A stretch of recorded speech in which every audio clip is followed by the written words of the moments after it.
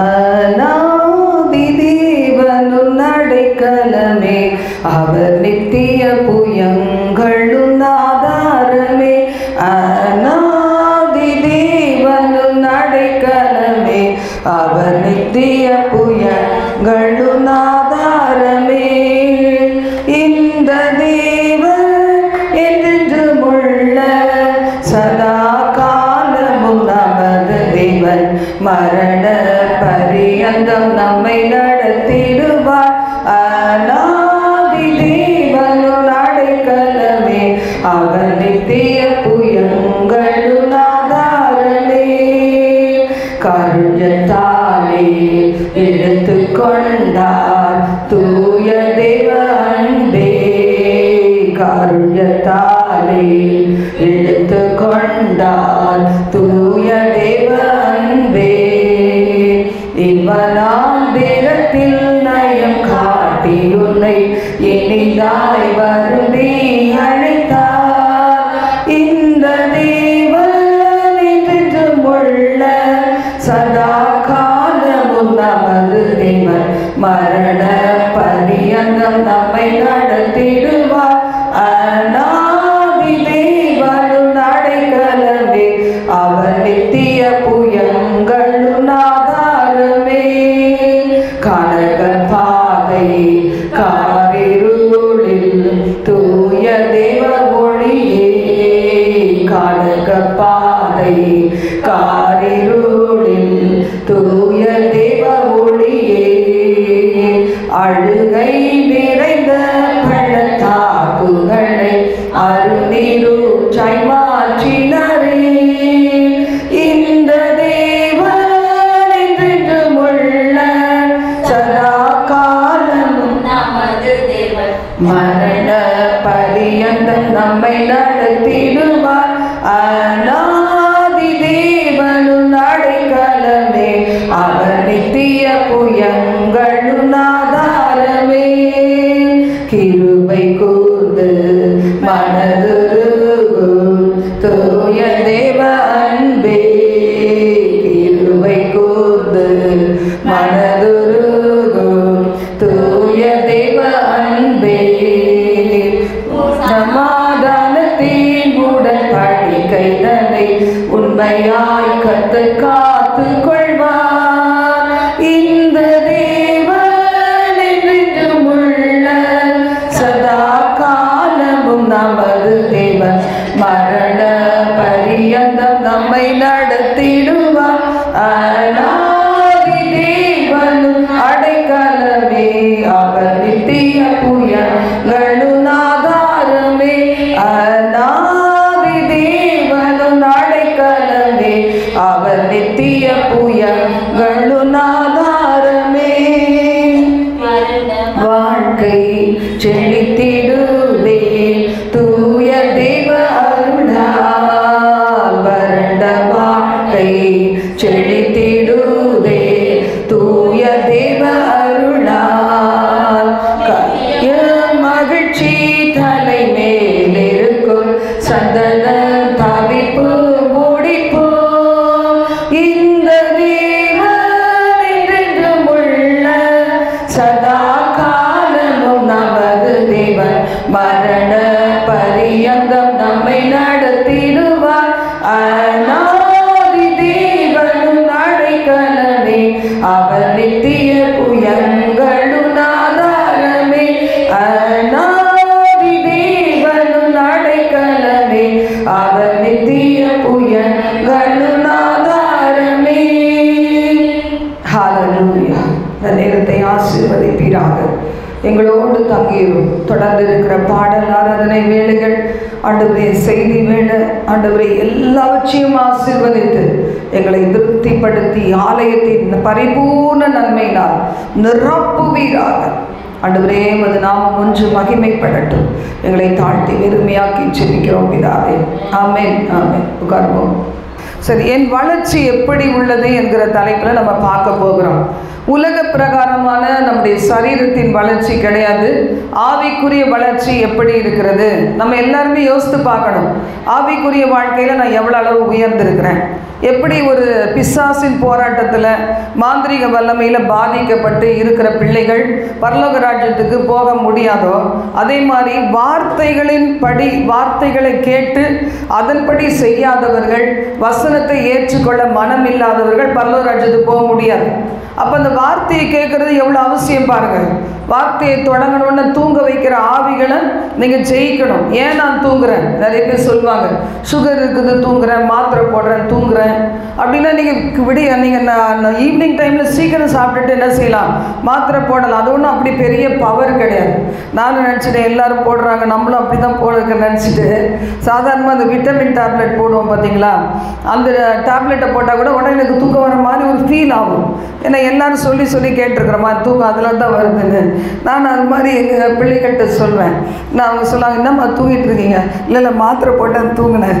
அப்போ சொன்னாங்க, என்ன மாத்திரை போட்டீங்க உங்களுக்கு தூக்கம் வந்துச்சு அப்படின்னா, சும்மா போன் ஸ்ட்ரென்த்துக்கு போட்ட மாத்திரை தூக்கம் வருது. எதுக்கு எடுத்தாலும் நம்மக்கிட்ட அப்படியே பதிஞ்சு போச்சு. இப்போ ஒருத்தர் சொல்லுவாங்க பார்த்தீங்களா, சக்கரை இருக்குல்ல அதான் தூங்கிட்டேன். ஒன்றா பார்ப்பாங்க, சக்கரை உள்ள எல்லாம் ஒன்றா சேர்ந்துக்கும். நம்ம எல்லோரும் ஒரு செட்டு, நீ சொன்னது ரொம்ப கரெக்டாக தான் நானும் தூங்குறேன். நம்ம எல்லாம் சேர்ந்து நரகத்தில் போய் பொத்துன்னு உழுங்க. அது நல்லதாக யோசித்து பாருங்கள். ஆவிக்குரிய வளர்ச்சி நம்ம எல்லாருக்கும் தேவை. 1 கொரிந்தியர் 3ஆம் அதிகாரம் முதல் வசனத்துலேருந்து அந்த வசனம் அதிகாரம் முழுசுமே இருக்குது. அதில் நம்ம பார்க்கும்போது பவுல் சொல்கிறார், அப்போஸ்தலனாகிய பவுல், ஆவிக்குரியவர்கள் என்று எண்ணி உங்களோடு பேசக்கூடாமல். முதல் வசனத்தை வாசிக்க கேட்கலாம். மேலும் சகோதரரே, நான் உங்களை ஆவிக்குரியவர்கள் என்று எண்ணி உங்களுடனே பேசக்கூடாமல் மாம்சத்துக்குரியவர்கள் என்றும் கிறிஸ்துவுக்குள் குழந்தைகள் என்றும் எண்ணி பேச வேண்டியதாயிற்று. இன்னைக்கு நம்ம எப்படி இருக்கிறோம்? நம்முடைய நிலைமை என்ன? யோசித்து பாருங்க. அவர் சொல்றார், ஆவிக்குரியவர்கள் என்று உங்களை எண்ண முடியலையே, ஆவிக்குரியவர்கள் என்று எண்ணி உங்களோட கூட என்னால் பேச முடியலையே. ஆவிக்குரிய சபைக்கு தான் வந்திருக்கிறோம், அப்படிதானே? வெள்ளை வெள்ளை சில பேர் ஒயிட் அண்ட் ஒயிட்டில் வருவாங்க. அப்போ அந்த ஒயிட் அண்ட் ஒயிட்டில் வரும்போது என்ன சொல்கிறது? நாங்கள் பெரிய ஆவிக்குரியவர்கள், அப்படிதானே? நகையெல்லாம் அவுத்துட்டா நாங்கள் ஆவிக்குரியவர்கள். அது மாதிரி பார்த்தீங்கன்னா வாரத்தில் 2-3 நாள் சர்ச்சுக்கு போயிட்டால் நாங்கள் ஆவிக்குரியவர்கள் அப்படி நம்ம சொல்கிறோம். ஆனால் பவுல் சொல்கிறாரு, ஆவிக்குரியவர்கள் என்று உங்களை எண்ணி உங்களுடனே பேச முடியலையே, மாம்சத்துக்கு உரியவர்கள் என்றும் கிறிஸ்துவுக்குள்ளே நீங்கள் குழந்தைகள் என்று நான் எண்ணி பேச வேண்டியதாக இருக்கிறதே அப்படின்னு சொல்கிறார். இன்றைக்கி நம்முடைய நிலைமை என்ன? அப்போ ஆவிக்குரியவர்களிடம் காணக்கூடாத காரியங்கள் என்று சொல்லி அவர் சொல்கிறார். 3ஆம் வசனத்தை வாசிக்கலாம். பொறாமையும் வாக்குவாதமும் பேதகங்களும் உங்களுக்குள் இருக்கிறபடியால் நீங்கள் மாம்சத்துக்குரியவர்களாய் இருந்து மனுஷ மார்க்கமாய் நடக்கிறீர்கள் அல்லவா? அங்க 2 மார்க்கம் இருக்குதான். ஆவிக்குரிய மார்க்கம்னு ஒன்று இருக்குது, மாம்ச பிரகாரமான மார்க்கம், உலக பிரகாரமான மார்க்கம். அது இங்கிலீஷில் ரொம்ப அழகாக போட்டிருந்துச்சு. அந்த கொஸ்டின் கேட்கும் போதே பார்த்தீங்கன்னா நமக்கு அது நல்ல மண்டையில் நறுக்குன்னு புட்டுற மாதிரி இருந்துச்சு. அது படித்து பார்க்கும்போது எனக்கு ரொம்ப சந்தோஷமாக இருந்துச்சு. அது எப்படின்னா,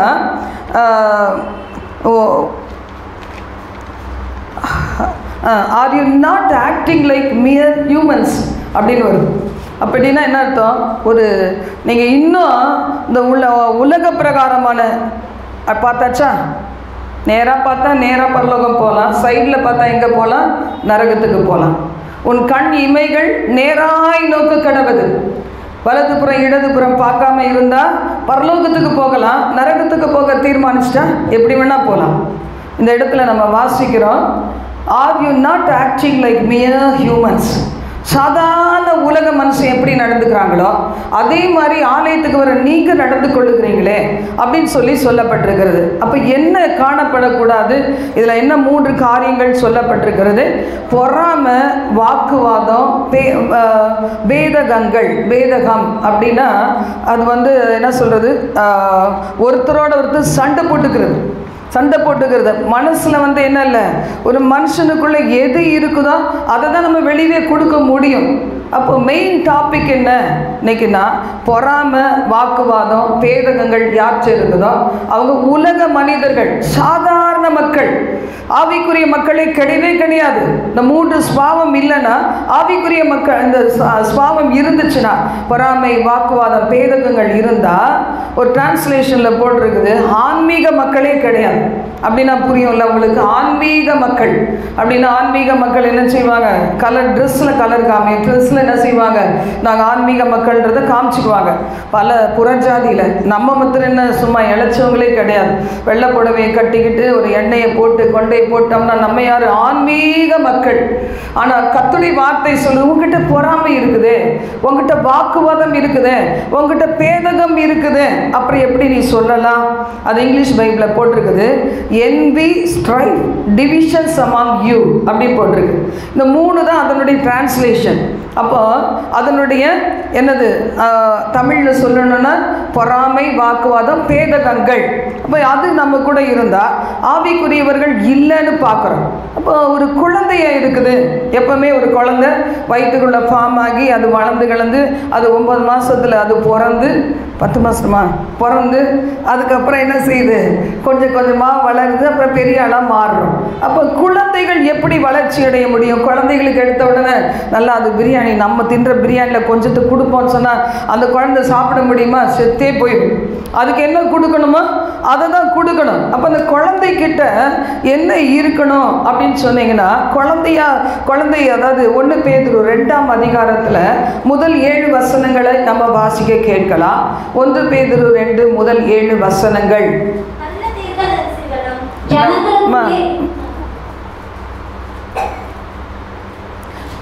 களங்கம் இல்லாத ஞானப்பால். எத்தனாவது அதிகாரம்? அதை தான் வாசிக்க சொன்னேன். இப்படி இருக்க கர்த்தர் தயவுள்ளவர் என்பதை நீங்கள் ருசி பார்த்தது உண்டானால், எத்தனை பேருக்கு கர்த்தர் தயவு உள்ளவர், பொறுமை உள்ளவர், அன்புள்ளவர் தெரியும்? ஹல்லேலூயா சொல்லுங்க. ஹல்லேலூயா. அவர் தயவு இருக்கிறதுனால தான் இன்னைக்கு பொழைச்சி கிடக்கிறோம். நம்ம துணிகரமாய் சில பேர் இன்னும் பாவத்திலே வாழ்ந்து கொண்டு இருக்கிறோம். காரணம் என்ன? ஆண்டவர் தயவுள்ளவர்னு தெரியல, அது மாதிரி வாழ்ந்துட்டு இருக்கணும். ஆண்டவருடைய தயவு தான் இன்னைக்கு உங்களை என்னையும் உலகத்தில் உயிர் வாழ வச்சிருக்குது. அப்போ அவர் தயவுள்ளவர் என்று அறிந்திருக்கிற நீங்க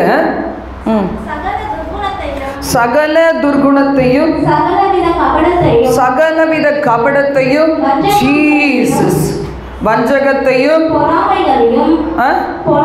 பொறாமைகளையும் சகலவித புறங்கூறுதல்களையும் ஒழித்துவிட்டு நீங்கள் வளரும்படி புதிதாக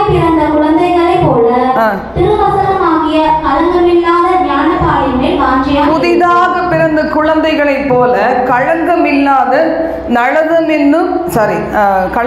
களங்கமில்லாத ஞானப்பாலின் மீது நீங்க வாஞ்சை உள்ளவர்களாக இருங்கள் அப்படின்னு சொல்லி. நமது குழந்தைக்கு பசி தாகம் இல்லைன்னா அந்த குழந்தைக்கு ஏதோ மிஸ்டேக் இருந்தால் அர்த்தம். இன்னைக்கு ஆவியக்குரிய பிள்ளைகள் இன்னும் வளர்றதுக்கு விருப்பம் இல்லாமல் தூங்கிக்கிட்டு இருந்தா என்ன அர்த்தம்? நாங்கள் குழந்தையாவே இருக்கிறோம், சாகுற வரைக்கும் குழந்தையாவே இருக்கிறோம். குழந்தையிலிருந்து வளர அது ஒன்று ஆக்ஷன் பண்ணணும். ஆக்ஷனே பண்ணாதபடிக்கு அது குழந்தையாக இருந்தால் விரும்பத்தக்கதாக இருக்குமா பாருங்க.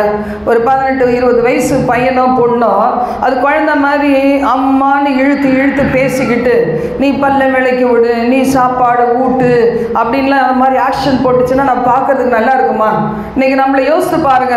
ஆவிக்குரிய பிள்ளைகள்னு சொல்கிறோம், ஆனால் அதில் எப்படி இருக்கிறோம்? குழந்தையா நம்ம சொல்லலாம், எனக்கு படிக்கலை, எனக்கு படிப்பறிவு இல்லை, எனக்கு தெரியாது.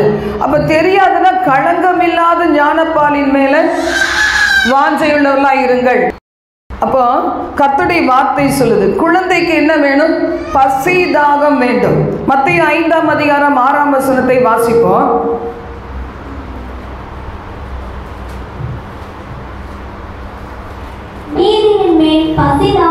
நீதியின் மேல் பசி தாகம் உள்ளவர்கள் பாக்கியவான்கள், அவர்கள் திருப்தி அடைவார்கள். நீதியின் மேல பசி தாகம் இல்லைன்னா நமக்கு என்ன உண்டாகாது? திருப்தியே இருக்காது. இருக்கிறதுல சந்தோஷம் இருக்கவே இருக்காது. கொடுக்கப்பட்ட ஒரு வாழ்க்கை, ஒரு குடும்ப வாழ்க்கையில் நிறைவு இருக்காது. அப்படியே மேய்ஞ்சிக்கிட்டே திரிகிற மாதிரி எங்கேயாவது போயிட்டு இருக்கும். மனசும் இருதயமும் சிந்தையும் அலப்பாஞ்சிட்டு இருக்கும். வாலிய பிள்ளைகளுக்கு தேவன் கொடுத்த நல்ல அருமையான வாழ்க்கையில் தேவன் அவ்வளவு படிக்க வச்சிருக்கிறாரு, இவ்வளோ நல்ல ஒரு பொசிஷனில் வச்சிருக்கிறாரு, அதில் நான் வாழ்வேன், ஏற்ற காலம் வரும் வரைக்கும் அது ஒரு திருப்தி இருக்கவே இருக்காது. கர்த்தருடைய வார்த்தை என்ன சொல்லுது? நீதியின் மேலே என்ன வேணும்? பசிதாகம் வேணும். ஆவிக்குரிய பிரகாரமா நான் குழந்தையா இருக்கனே, எனக்கு ஒன்றும் தெரியலையே, வேதவசனம் தெரியல, அதன்படி நடக்க தெரியல, நான் இன்னும் சாட்சியா இருக்க தெரியல அப்படின்னோம்னா நமக்குள்ள என்ன வேணும்? அதற்குரிய ஒரு பசிதாகம் வேணும். 1 பேதுரு 2 வாசித்து முடிச்சிட்டீங்களா? 7 வசனம் வாசிட்டியா?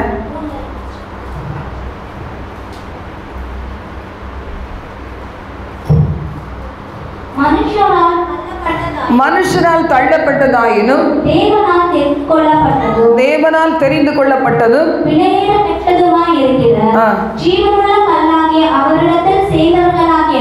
யார்கிட்ட இன்னைக்கு வந்திருக்கிறோம்? ஆண்டவராகிய இயேசு கிறிஸ்துவின் சமூகத்துக்கு வந்திருக்கிறோம். தள்ளப்பட்ட கல் என்னாச்சா? மூளைக்கு தலைக்கல்லானது ஆண்டவராகிய இயேசு கிறிஸ்து அல்லாதபடிக்கு பிதாவினிடத்தில் நம்ம போக முடியாது. இயேசு கிறிஸ்துவை மறுதலிக்காம இருந்தாதான் பரலோக ராஜ்யம். அவர் வரும்போது எடுத்துக்கொள்ளப்பட முடியும். ஆலயத்தில் வந்து இயேசு என்கிற அந்த நாமம் சொல்றதுக்கு கஷ்டமா இருந்தா, மிஸ்டேக் இருக்குதுன்னு பார்த்து என்ன செய்யணும்? சரிப்படுத்தணும். இயேசு கிறிஸ்துவின் ரத்தம் ஜெயம். இயேசுன்னு சொல்லாத அந்த வாயிலிருந்து, அதை பாட முடியாத அந்த வாயிலிருந்து அந்நிய பாஷை பேசினா அது என்ன அர்த்தம்? எல்லா அந்நிய பாஷையும் ஆண்டவர் கொடுக்கிறது கிடையாது. பிசாசு கூட அந்நிய பாஷை பேசுவான். ஏமாந்து போயிடக்கூடாது. அதன் கனிகளினால் அவர்களை அறிவீர்கள்னு சொல்லியிருக்கு. கனி எப்படி இருக்குது? வாக்குவாதமும் பொறாமையும் பேதகங்களும் குரூப் பிரிக்கிற காரியங்கள் இருந்தா அது வேற ஆவி. அந்த ஆவியை இனம் கண்டுபிடிச்சு அழிக்கணும். அதுக்கான வெளிப்பாடுகள் தான் நீங்களும் ஜாக்கிரதையா இருப்பீங்க. கர்த்தருடைய வார்த்தை அதுதான் சொல்லுகிறது. வாசிப்போம். அவரிடத்தில் சேர்ந்த இயேசு கிறிஸ்துவிடத்தில் சேர்ந்த நீங்கள் ஜீவனுள்ள கற்களை போல ஆவிக்கேற்ற மாளிகையாகவும் இயேசு கிறிஸ்து மூலமாய் தேவனுக்கு பிரியமான ஆவிக்கேற்ற பலிகளை செலுத்தப்பட்டு பரிசுத்த ஆசாரிய கூட்டமாகவும். எவ்வளோ பரிசுத்த ஆசாரிய நிறுத்தி நிதானமாக வாசித்தா நல்லா இருக்கும். தேவன் எப்படிலாம் நம்மளை வைத்திருக்கிறாரு? ஆவிக்குரிய எங்க இருந்தீங்க? திரும்ப வாசி. ஜீவனுள்ள கற்கள். நம்ம எல்லாம் பிரகாசிக்க வேண்டிய கற்கள். இன்னைக்கு எப்படி இருக்கிறோம்? ஜீவனுள்ள கற்களா இருக்கோமா? வெளிச்சம் நமக்குள்ள இருக்குதா? பிரகாசம் நமக்குள்ள இருக்குதா? இன்னைக்கு பிரகாசத்தை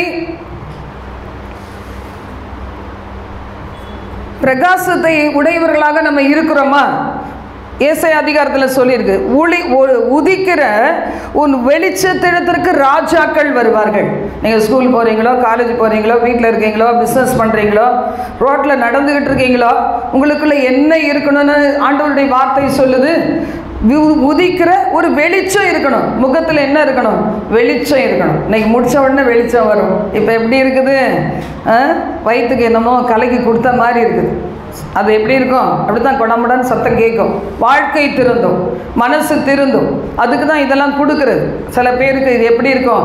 தேனிலும் தேனிலும் இன்பமாக இருக்கும் கர்த்தருடைய வார்த்தையை அறிந்து நான் விடுதலை பெறணும் அப்படிங்கிறவங்களுக்கு. அப்போ இதில் சொல்லப்பட்டிருக்கு ஜீவனுள்ள கற்கள், விலையேற பெற்ற கற்கள் நீங்கள் எல்லாரும். அப்போ எப்படி இருக்க வேண்டும்? வாசிப்போம். 5 திருத்தா. இயேசு கிறிஸ்து மூலமாய். வாயை திறந்து படிங்க. இயேசு கிறிஸ்து மூலமாய் தேவனுக்கு பிரியமான ஆவிக்கு ஏற்ற பலிகள். அப்படிதானே? இன்னைக்கு காணிக்க போட்டீங்க, அது பெருசு கிடையாது. ஆவிக்கேற்ற பலிகள், பரிசுத்தம், நீதி, உண்மை, கற்பு நிலை, இதெல்லாம் வேணும் ஆண்டவர் அதுதான் எதிர்பார்க்கிறார். சபையிடத்தில் எதிர்பார்க்கிறது அதுதான். வாசிப்போம்.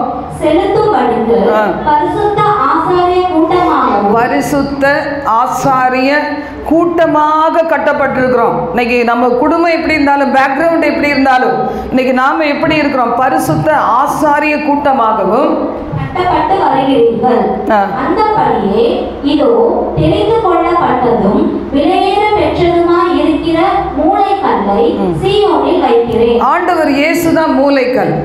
அவர் மேல விசுவாசமா இருக்கிறவர்கள் என்ன செய்ய மாட்டாங்க? வெட்கப்பட்டு போறதே கிடையாது. ஹல்லேலூயா. ஆண்டவர் வெட்கப்படுத்தவே மாட்டார். அப்ப இந்த குழந்தை என்ன செய்யணும்னா, குழந்தைக்கு உரிய ஸ்பாவங்களை நல்ல பால் குடிச்சு எப்படி குழந்தை நல்ல புசி பசுமைமாய் மாறுது, அது ஒரு 7-8 மாசத்துல என்ன செய்யறாங்க, அதுக்கு ஏதாவது கொஞ்சம் டயட்டு கொஞ்சம் திக்காக்குறாங்க. அப்ப முதல்ல கொடுக்கறதுலாம் வெறும் பால் தான் கொடுக்குறாங்க. அது குடிச்சு அது ரொம்ப திருப்தியாகி நல்லா வளர்ந்து வளர்ச்சி வருது. அது பிறகு கூட கொடுத்தாங்கன்னா என்ன அர்த்தம்? அந்த பிள்ளையை இன்னும் வளர விடணும்னு அவசியம் அவங்களுக்கு மனசுல தோணவே இல்லை. இந்த பிள்ளையை நல்லா வளர்க்கணுமே, நல்லா இருக்கணுமே அப்படின்னு இல்லாம இந்த குழந்தையாவே இருக்கட்டும்னு என்ன செய்வாங்க, சில பேர் ரொம்ப நாள் கொடுத்துட்டு இருப்பாங்க. என் பிள்ளைக்கு என்ன பிடிக்கும்? காம்ப்ளான் தான் பிடிக்கும். அது என்ன செய்யாது? சாப்பிடாது. சில பேர் என்ன செய்வாங்க, என்னெல்லாம் நல்ல சத்து உள்ளதோ அதெல்லாத்தையும் என்ன செய்வாங்க, கேழ்வரகு அப்படி என்னென்னமோ சொல்றாங்கல்ல, அதெல்லாம் வந்து கஞ்சி மாதிரி காய்ச்சி கொடுப்பாங்க. கையில காசு இருந்தா வேற ஏதோ வாங்குவாங்க. இல்லாதவங்க இப்படி செய்வாங்க. அந்த குழந்தை எப்படி இருக்கும்? நல்ல சூப்பரா உருண்டு திரண்டு அழகா வளர்ந்துகிட்டே இருக்கும். அப்போ அந்த மாதிரி ஆவிக்குரிய வாழ்க்கையில் நமக்குள்ள என்ன வேணும்? நல்லா உருண்டு திரண்டு நல்ல பளிச்சுன்னு முக பிரகாசமா நம்முடைய வாழ்க்கை மனம் மாறின ஒரு நல்ல வாழ்க்கை காணப்பட வேண்டும். கர்த்தர் அதை தான் நம்மிடத்துல எதிர்பார்க்கிறார். 1 கொரிந்தியர் 13:10 முதல் 13 வசனங்கள் வரைக்கும் நீங்க வாசிச்சீங்கன்னா, குழந்தை சின்ன பிள்ளையா இருக்கும்போது என்ன பண்ணும்? அம்மாவை பார்க்கும், அப்பாவை பார்க்கும். கூட பிறந்த பிள்ளைகள் இருந்தால் அவங்கள பார்த்தா சிரிக்கும். அவங்க வீட்டில் பாட்டி தாத்தா இருந்தால் சிரிக்கும். தெரிகிறவங்க, அவங்க வீட்டில் வேலை செய்ய வரவங்க, அவங்களெல்லாம் பார்த்தா தெரியும். அது வரைக்கும் சிரிச்சுன்னு இருக்கும். மற்றவங்கள பார்த்தா என்ன செய்யும்? முறைக்கும், சிலது அழுவும், போகாது. பார்த்த உடனே வீலுன்னு அலரும். இப்போ இதில் நாம் வாசிப்போம் 1 கொரிந்தியர் 13:10 முதல் 13 வசனங்கள். நிறைவானது வரும்போது குறைவானது ஒழிந்து போகும். நிறைவானது வரும்போது இந்த சத்தியம், நிறைவான சத்தியத்தை கேட்க கேட்க கேட்க குறைவானவைகள் ஒழிந்து போயிடுச்சு. அப்படிதானே? ஒழிந்து போகணும். எத்தனையோ காரியங்கள் நீங்க வெளியே வந்துட்டீங்க. இனியும் வர வேண்டிய காரியங்கள் நமக்கு இருக்குது. அது வாசிப்போம். நான் குழந்தையாய் இருந்த போது குழந்தையை போல பேசினேன், குழந்தையை போல சிந்தித்தேன், குழந்தையை போல யோசித்தேன். நான் புருஷனான போதோ அப்படின்னா நான் பெரிய ஆளான போதோ, கர்த்தருக்குள் நல்ல பல வருஷம் கிறிஸ்தவங்கள் ஆன போதோ, கிறிஸ்தவங்கள் ஆனதில்லை, நான் வெளிச்சம் வந்து வார்த்தைக்கு கீழ்ப்படிய ஆரம்பித்த போதோ எப்படியானேன்? குழந்தைக்கு ஏற்றவைகளை ஒழித்து விட்டேன். குழந்தை கொஞ்சம் பேசினா நல்லா இருக்கும். பெரிய கூட கொஞ்சம் பேசினா எப்படி இருக்கும்? சரா பலார்னு ஒரு அறை விடுவாங்க. உலகத்தில் சில பேர் வாய் வார்த்தை திருந்துற வரைக்கும் போடுறேன் பாரு, அம்மா உன்னை செல்லம் கொடுத்து வளர்த்துட்டா போல இருக்கு, நான் போடுறேன், வைக்கிற வையில் என்ன ஆகும்? வாய் ஆணு திறந்து பாட வரும். நல்லா வாய் வாசிக்க தெரியும். பைபிளை எடுத்து வாசிப்போம். குழந்தை மாதிரி கொஞ்சம் பேசுறது விட்டுட்டு ஞானமாக வாயை திறந்து யூஸ்ஃபுல்லாக வார்த்தைகளை பேசுவோம். இப்போ குழந்தையாக இருக்கும்போது நான் என்னென்னமோ செஞ்சேன். குழந்தைக்கு ஏற்றவைகளை ஒழித்து விட்ட பிறகு நான் இப்போ எப்படி இருக்கிறேன்? நான் புருஷனுக்குரிய இவ்வளோ காலங்கள் கர்த்தருக்குள்ள நிலை நிற்கிற பிள்ளை என்கிற தகுதிகளை பெற்று நான் இருக்கிறேன். வாசிப்போம். இப்பொழுது கண்ணாடியிலே நிழலாட்டமாய் பார்க்கிறோம். வேத வசனத்தில் பார்க்கிறோம். உன்னத பாட்டில் வெளிப்படுத்தல் அதிகாரத்தில் பார்த்தீங்கன்னா ஆண்டவரை குறித்து வர்ணித்து வச்சிருக்குது. நிறைய இடங்களில் ஆண்டவர் எப்படிப்பட்டவர் அழகை வர்ணித்து வச்சிருக்கிறாங்க. அவர் எப்படி நம்ம கண்ணீர்லாம் துடைப்பார் எழுதப்பட்டிருக்கு. நம்ம இன்னும் டேஸ்ட் பண்ணலை, ஆனால் என்ன செய்கிறோம்? அதை பார்க்கிறோம். அவருடைய கை நம்ம கண்ணில் வழிகிற கண்ணீரை துடைக்கும்னா நம்ம அதை நினச்சி உலகத்தில் என்ன செய்வோம்? தனியாகவே கண்ணீர் விட்டுருவோம். அப்படிதானே? என் பக்கத்தில் யாரும் இல்லை என் கண்ணீர் துடைக்கிறதுக்கு, என் இருதயத்தில் வடிகிற கண்ணீரை துடைக்க யாருமே இல்லை. ஆனால் ஒரு நாள் வரும், எங்கே போவோம்? பரலோக ராஜ்யத்துக்கு போகும்போது அந்த பெரிய தேவன் அவருடைய கரத்தினால் என் கண்களிலிருந்து வழிந்த கண்ணீர், அதான் உனக்கு கடைசி நேரம், அந்த ஒரு சொட்டு கண்ணீர் இனிமேல் இங்கே வரவே கூடாது என்று கண்ணீரை அவர் கரங்களால் துடைப்பார். பார்த்தீங்களா? இதெல்லாம் நம்ம என்ன செய்கிறோம்? நிலநாட்டமாய் அப்படி பார்க்குறோம். ஆனால் ஒரு நாள் முகமுகமாய் நாம் பார்ப்போம். வாசிங்க. அப்பொழுது முகமுகமாய் பார்ப்போம். இப்பொழுது நான் குறைந்த அறிவுள்ளவன். அதனால என்ன செய்யணும், நான் ஆர்சியில் இருக்கும்போது சின்ன ஒரு ஃபோட்டோவில் இருக்க மாதிரி தான் இயேசு இருப்பார்னு நினச்சேன். அதே மாதிரி இயேசு எனக்கு வெளிப்பட்டார். ஏன்னா அவ்வளோதான் மூளை இருந்துச்சு எனக்கு. சின்ன குழந்தைகளெல்லாம் அதாவது இந்த பையனை மாதிரி இருக்கும்போதெல்லாம் ஜுரம் வந்துச்சுன்னா படுத்து தூங்குவேன். அந்த நேரத்தில் பார்த்தீங்கன்னா காலையில் எழும்புறதுக்குள்ளே இரவு நேரத்தில் இயேசு வந்து அவர் கையை இப்படி வைக்கிற மாதிரி தெரியும். சத்தியம் தெரியாது, ஒன்றும் தெரியாது. பேதுரு மாமி மேலே கை வச்ச மாதிரி, என் தலை மேலே இப்படி கை வச்ச மாதிரி தெரியும். அப்புறமா காலையில் எழுந்தால் ஒன்றுமே இருக்காது. அப்போ பார்த்தீங்கன்னா அன்னைக்கு இயேசு எனக்கு அப்படி தான் வெளிப்பட்டார். ஆனால் இன்னைக்கு அவர் அதிகமாக வெளிப்படுத்தி கொண்டே இருக்கிறார். அப்போது இயேசு இதே மாதிரி தான் உங்களுக்கும் குழந்தையா இருக்கும்போது ஒரு லெவலில் வச்சு பார்த்தீங்க. இன்றைக்கி எப்படி இருக்கீங்க, ஆண்டவராகிய கர்த்தரை இன்னும் கொஞ்சம் வளர்ச்சி அடைந்து பார்த்துட்டு இருக்கிறீங்க. ஒரு நாள் வரும்போது என்ன செய்வோம், அவரை முகமுகமாய் பார்ப்போம், தொட்டு தொட்டு பார்ப்போம். அது எவ்வளோ நல்லா இருக்கும் பார்த்தீங்களா அனுபவம். இன்றைக்கி நம்ம கூட நம்ம மேலே யாராவது டச் பண்ண சில நேரத்துக்கு சில பேருக்கு பிடிக்காது. ஆனால் அங்கே இயேசுவை நம்ம தொட்டு பார்ப்போம்னா எப்படி இருக்கும் பார்த்தீங்களா. ஆண்டவர் தம்மை தடவியாகிலும் கண்டுபிடிக்கத்தக்கதாக அவருக்கு சமீபமாக இருக்கிறார். இப்போவும் நமக்கு சமீபமாக தான் இருக்கிறார்.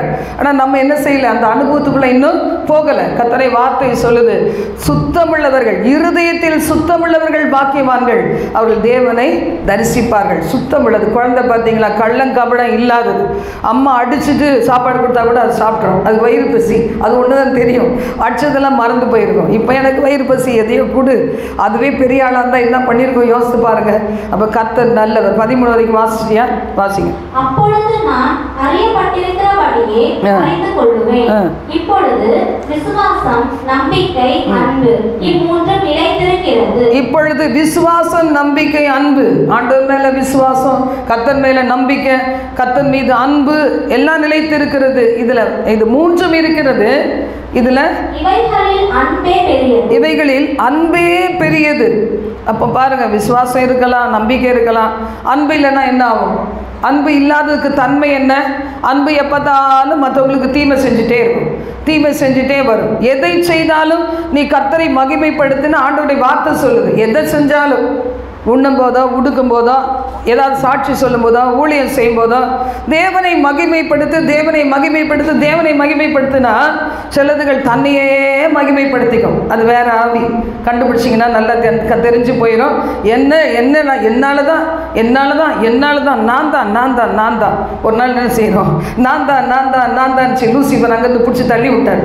போடா சர்தான்னு சொல்லிட்டு என்ன பண்ணிட்டாரு, தள்ளி விட்டார். தூதர்களை எல்லாம் ஒன்று போல் ஒன்று கையை பிடிச்சிட்டு ஒன்று கையை பிடிச்சிட்டு மொத்தமாக வந்து கீழே விழுந்துச்சு. அதை இன்னைக்கு வரைக்கும் ஆட்டி படைச்சிட்டு இருக்கு. அப்போ பார்த்தீங்கன்னா தகுதி நமக்கு அழகான ஒரு ஸ்தானத்தை கொடுத்து, அழகான குளிப்பாட்டி, அவருடைய இரத்தத்தினால் நம்மளை கழுவி பரிசுத்தப்படுத்தி, அவருடைய நாமத்தை நிமித்தம் நம்ம பரிசுத்தப்படுத்தி, அபிஷேகத்தினாலும் அக்னியினால் நம்ம பரிசுத்தப்படுத்தி, அழகான நீதியின் வஸ்திரத்தை கொடுத்து, ரட்சிப்பின் வஸ்திரத்தை கொடுத்து, அனுபவிக்கிறதுக்கு எல்லாத்தையும் கொடுத்து, எங்கெல்லாம் பஞ்சம் இருந்தாலும் உனக்கு மட்டும் பஞ்சம் இல்லாமல், எனக்கு மட்டும் பஞ்சம் இல்லாமல் காப்பாற்றி, இவ்வளோ தூரம் உடையை கொடுத்து, தங்கிறதுக்கு இடத்தை கொடுத்து, ஏதோ கேர் பண்ணுறதுக்கு ஒரு சிலரை கொடுத்து, எல்லாத்துக்கும் மேலே அவருடைய டைரக்ட் பார்வை, அவருடைய டைரக்டான ஆளுகையை நமக்கு கொடுத்து எவ்வளோ அழகாக வச்சிருக்கிறார் பாருங்க. ராஜாக்களாகவும் ஆசாரியர்களாகவும் இருக்கிற நாம ஒரு பிச்சைக்கார ஒரு ஸ்டேட்டஸ்க்கு போகலாமா? நம்ம என்ன பிச்சைக்காரங்களாக இருக்கிறவங்கள கூட என்ன செய்வார், பெரிய ஸ்தானத்தில் உயர்த்துகிறவர் நம்முடைய ஆண்டவர். ஹல்லேலூயா.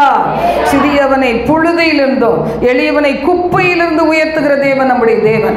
அது மாதிரி இன்னைக்கு நம்ம வாசிக்கும் போது இது எல்லாம் விசுவாசம் இருக்கலாம், நம்பிக்கை இருக்கலாம், அன்பு இல்லைன்னா ஒண்ணுமே கிடையாது. கிஃப்ட் கூட இருக்கலாம், வரங்கள் கூட இருக்கலாம், ஆனா அன்பு இல்லைன்னா ஒண்ணுமே இல்லை. வயது சொல்லுது, அந்தி கிறிஸ்துவின் ஆவிகள் உடையவங்க கூட பெரிய பெரிய அற்புதம் செய்வாங்களா?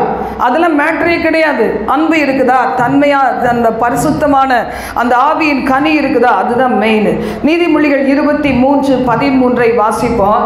குழந்தைக்கு வளர்றதுக்கு என்னெல்லாம் தேவை, என்ன தேவை? இதுல ஒரு தேவை போட்டிருக்கு,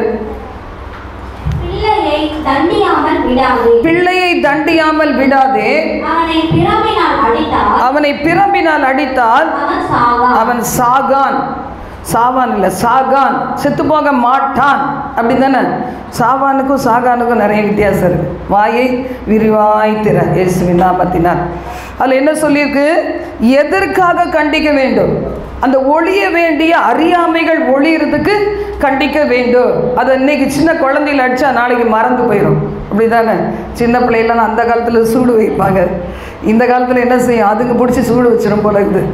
அவ்வளோ அம்மா அப்பா லீனியன்ஸ் அப்படியே அன்பே அன்பேன்னு கொஞ்சி வளர்க்குறது. அந்த மாதிரி வளர்த்தோம்னா சரிப்படாது. இதில் என்ன சொல்லியிருக்கு? பிள்ளையை அடித்தான் அவன் செத்து போக மாட்டான். இன்னைக்கு நம்மளை கூட ஆண்டவர் சில நேரத்தில் அடிக்கிறார், சில நேரத்தில் கண்டிக்கிறார், சில நேரத்தில் நம்மளை பெருமையை அடங்க பண்ணுகிறார். அப்போ குழந்தை எப்படிப்பட்டது? நீதிமொழிகள் 15:20 வாசிப்போம். உங்கள் குழந்தை இல்லைன்னா என் பிள்ளைகள் எப்படிப்பட்டவர்களாக இருப்பாங்க? நீதிமொழிகள் 15:20. ஞானமுள்ள மகன் தகப்பனை சந்தோஷப்படுத்துகிறான், மதியற்ற மனுஷனோ தன் தாயை அலட்சியம் பண்ணுகிறான். பார்த்தீங்களா? மதியற்ற மனுஷி தன் தாயை அலட்சியம் பண்ணுகிறாள். நீ இருந்தா என்ன, செத்தா என்ன, எங்கள் அப்பா இருக்கிறாரு பார்த்துக்குவார், நீ அடிக்கிற, எங்கள் அப்பா அடிக்கவே மாட்டார், கொஞ்சுவார் அப்படி சொல்லிட்டு கடைசியில் என்ன ஆகும்? அடுத்தது, ஞானமுள்ள மகன் எப்படி செய்வானா? தாயையும் தகப்பனையும் ரெண்டு பேரையும் கனம் பண்ணுவான். ஒரு அடி கொடுத்தோம்னா அந்த பிள்ளைக்கு அறிவு நல்லா வரும். அப்படி தானே? அடிக்கவும் கொடுக்கணும், அன்பும் செலுத்தணும். எங்கள் அப்பா நல்லா அடிப்பார், கரம்பு வச்சு பெல்ட்டை வச்சு அடிப்பார். நிறைய அடி நான் தான் வாங்கியிருக்கேன். இப்போ நினச்சி பார்க்குறேன், அடேப்பா அவ்வளோ வாங்கணுமா, ஒரு சின்னது கூட தாங்க முடியலையே அப்படி நினைக்கிறேன். அந்த நாள் கிருபை நினைக்கிறேன். செம்ம அடி. அதில் வட்டம் போட்டு நல்லா சாக் பீஸை வச்சு நடுவில் முட்டி போட்டு வைப்பார். சாரி கேளுப்பார். நான் செய்யாத தப்புக்கு இவருக்கு என்னத்துக்கு சாரி கேட்கணும் அப்படி சொல்லிட்டு சாப்பிட்டாட்டாலும் கவலைப்பட மாட்டேன். முட்டியும் அதை முட்டி விட்டு எழும்பணுமே, அதுக்காக சாரி சொல்லுவான். சொல்லவே மாட்டேன். பாருங்கள், நம்ம தப்பு செஞ்சால் ஓகே, தப்பே செய்யாத போய் இவர் என்ன அடிக்குது, அடிச்சுட்டு போங்க அப்படி வாங்கிக்கிறது. அது மாதிரி கர்த்தர்கிட்ட கூட சில பேர் அப்படி தான், என்ன அடித்து பாரு, நானாவது உம்மிடத்தில் வர்றதாவது, உம் சித்தத்தை செய்கிறதாவது, நானாச்சு நீராச்சு பார்க்கலாம் அப்படின்னு இருக்கிறோம். நான் வசனம் சொல்லுது, ஞானமுள்ள மகன் என்ன செய்வானா? தன் தகப்பனை சந்தோஷப்படுத்துவான். அந்த சின்ன குழந்தைகள்லாம் பார்த்துருக்கீங்களா? அதுதான் கொஞ்சம் பெருசாகிட்டா மதிக்காது. சின்ன குழந்தை என்ன செய்யும்? அப்பாவுக்கு என்ன பிடிக்கும், நடிக்கும், அந்த பக்கம் நடிக்கும், இந்த பக்கம் நடிக்கும். அப்பாட்ட ஒன்று சொல்லிக் கொடுக்கும், அம்மாட்ட ஒன்று சொல்லிக் கொடுக்கும். அப்பாட்ட நல்ல பேர், அம்மாட்ட நல்ல பேர், ரெண்டு பேர்த்தையும் கிஸ் வாங்கிக்கும். ஆக மொத்தம் அது காரியம் நல்லா ஓடிக்கிட்டே திரியும். நீதிமொழிகள் 9:1 வாசிப்போம். நீதிமொழிகள் 9:1. நீதிமொழிகள் 9:1. அது இல்லை, அது வாசி. எத்தனாவது?